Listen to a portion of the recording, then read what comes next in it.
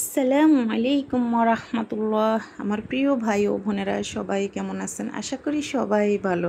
ইফতার আইটেমে একটু ভিন্ন ধরনের রেসিপি খেতে কার না ভালো লাগে, তাই চলে আসলাম একটু ভিন্ন ধরনের রেসিপি নিয়ে। ইনশাল্লাহ আপনাদের ভালো লাগবে। এখানে আমি দুটো গাজর নিয়েছি, আর গাজর দুটো কিন্তু আমি একই সাইজের নিয়েছি, যেহেতু এগুলোকে আমি সেম বেগুনের মতো করে পাতলা করে কাটবো। সেক্ষেত্রে কিন্তু একটু সমান মানে একই সাইজে নিলে কিন্তু পিসগুলো খুবই সুন্দর হয়। তো এইদিকে আমি অফ ক্যামেরায় কিন্তু দুটো গাজর কেটে নিয়েছি। এখানে এই দুটো গাজরে কিন্তু এই কয়টা পিসও হয়েছে। যদি আপনাদের আরও বেশি প্রয়োজন হয় তাহলে নিতে পারেন। তো পিসগুলো কিন্তু আমি সবগুলো কিন্তু একই সাইজে নিয়েছি। এদিকে নিয়েছি আমি বেসন। তো কী রেসিপি তৈরি করতেছি সেটা অবশ্যই কথা বলতে বলতে আপনারা বুঝতে পারবেন। ইফতার আইটেমে আসলে মুসমুসে এরকম ভিন্ন ধরনের রেসিপি কিন্তু খুবই ভালো লাগে, কেননা সব সময় আমাদের আলুর চপ, বেগুনি, পেঁয়াজু তো থাকে। আর এই এই তিনটা জিনিস কিন্তু অনেক সময় খেতে খেতে আমাদের কাছে একঘেয়েমি চলে আসে। সো আমরা চেষ্টা করি একটু ভিন্ন ধরনের রেসিপি দিয়ে সবাইকে খুশি করতে। তাই এই রেসিপিটা যদি আপনারা একবার তৈরি করেন, ইনশাল্লাহ আমি মনে করি সবার ভালো লাগবে। আর এদিকে কথা বলতে বলতে আমি এখানে বেসন নিচ্ছি। তো বেসনগুলোকে আমি আরেকটা বাটিতে, আসলে সবগুলো বেসন লাগবে না, সেক্ষেত্রে আমি একটু কমিয়ে নিলাম। তো এখন এই তো বেসনগুলোকে যেহেতু একটু দলা পাকানো যদি থাকে, সেক্ষেত্রে একটু নেড়েচেড়ে নিলেই চলবে। এই ক্ষেত্রে আমি নিয়েছি খুব অল্প কয়েকটা উপকরণ দিয়ে, মরিচের গুঁড়া, হলুদের গুঁড়া, গরম মশলা, আর হচ্ছে হালকা একটু জিরা, ধনিয়া, আর তিনটে এলাচ। এলাচটা আমি এই জন্য নিয়েছি ফ্লেভারের জন্য। আর এখানে এলাচটা দিলে কিন্তু ফ্লেভারটা সুন্দর আসে। আর নিয়েছি লবণ। আর যদি এলাচ আপনাদের হাতের কাছে না থাকে তাহলে স্কিপ করতে পারেন, কোনো সমস্যা না, বাট দিলে ফ্লেভারটা সুন্দর আসে, সেই জন্য এটা দেওয়া। তো এখন আমি এগুলোকে একসাথে খুব সুন্দর করে মিহি করে নেব। আর এগুলোকে কিন্তু একটু সময় ধরে কিন্তু নেড়েচেড়ে খুব ভালো করে নিতে হবে, যাতে যে উপকরণগুলো আমি নিয়েছি সেগুলো যাতে বেসনের সাথে যেন সুন্দরভাবে মিশে যায়। সো এখানে কিন্তু আর কোনো উপকরণ দেওয়া লাগবে না। এত মুচমুচে একটা রেসিপি এই কয়টা উপকরণ দিয়েই কিন্তু আমরা তৈরি করে খেতে পারি এবং ইফতারটাকে লোভনীয় করতে পারি।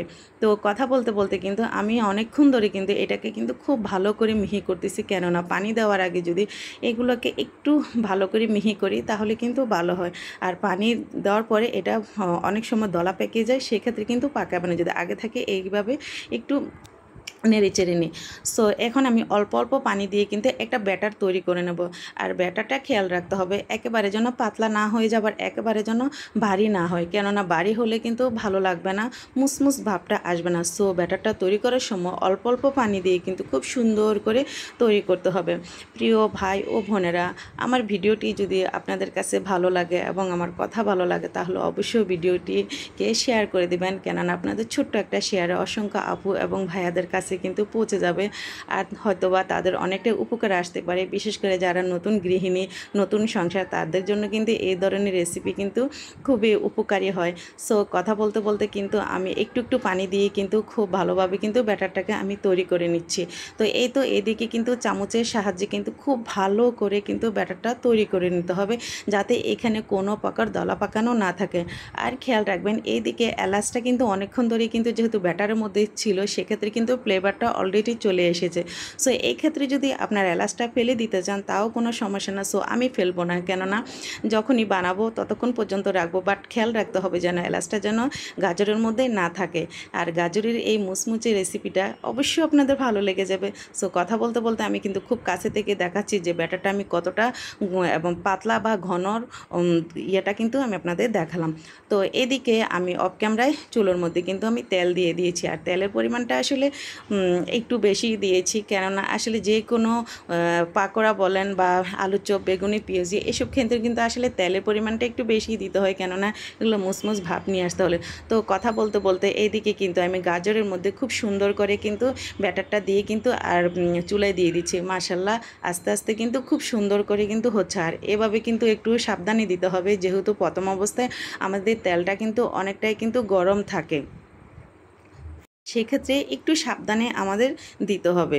তো এই তো এভাবে কিন্তু আমি খুব সাবধানে কিন্তু দিচ্ছি, কেননা যাতে তেলের ছিটকাটা যেন আমাদের কাছে না আসে। অনেক সময় আসলে আলুর চপ, বেগুনি, পেঁয়াজু বানাতে গেলে কিন্তু আসলে আমাদের মানে গায়ের দিকে কিন্তু তেলটা চলে আসে, সেক্ষেত্রে কিন্তু একটু সাবধানে দিতে হয়। সো এদিকে কিন্তু আমি চুলার আঁচটা কিন্তু এই মুহূর্তে আমি হাই হিটে রেখেছি। সো কিছুক্ষণ পরে আমি এটাকে আবার লো হিটে রাখবো, কেননা আসলে হাই হিটে দিয়ে যদি আমরা কালার করে ফেলি, মুসমুস করে ফেলি, এটা কিন্তু কিছুক্ষণ সময় থাকবে, বাট লং সময় পর্যন্ত প্রায় 2-3 ঘন্টা পর্যন্ত কিন্তু থাকবে না। সেক্ষেত্রে খেয়াল করতে হবে চুলা আঁচটা একটু কমিয়ে যদি লো হিটে আমরা এটাকে ভালো করে ভেজে নিই, সেক্ষেত্রে কিন্তু অনেক সময় কিন্তু থাকে। যেহেতু এখানে কোনো বেকিং পাউডার, বেকিং সোডা বা কর্নফ্লাওয়ার আমি কিন্তু কোনো কিছুই ইউজ করিনি। মাশাআল্লাহ এই কয়টা উপকরণ দিয়ে কিন্তু মুসমুসে একটা গাজরি রেসিপি তৈরি করে আপনাদের দেখালাম। ইনশাল্লাহ আপনাদের ভালো লাগবে। সো কথা বলতে বলতে এই তো মোটামুটি কিন্তু আমি সবগুলো গাজরি, মুচমুচে গাজরি আমি তৈরি করে ফেলেছি। মাশাআল্লাহ এদিকে আমি সার্ভ করে নিচ্ছি। তো খুব অল্প উপকরণ দিয়ে কিন্তু আমি দেখাতে চেষ্টা করছি। আপনাদের কাছে কেমন লেগেছে সেটা অবশ্যই আমাকে কমেন্টের মধ্যে জানাবেন। আপনাদের সুন্দর সুন্দর কমেন্ট কিন্তু আমাদেরকে আরও সামনের দিকে এগিয়ে যেতে উৎসাহিত। ইফতার আইটেমে চেষ্টা করবেন এভাবে ভিন্ন ধরনের একটা রেসিপি তৈরি করে সবাইকে অবাক করে দিতে, তাহলে ইনশাল্লাহ সবার ভালো লাগবে। আজকের মতো আমি এখানে বিদায় নিচ্ছি। সবাই ভালো থাকবেন, সুস্থ থাকবেন। পরবর্তীতে আবার নতুন কোনো ভিডিও, নতুন কোনো রেসিপি নিয়ে আবার আপনাদের সামনে হাজির হয়ে যাবে ইনশাল্লাহ। সবাই ভালো থাকবেন, সুস্থ থাকবেন। আল্লাহ হাফিজ।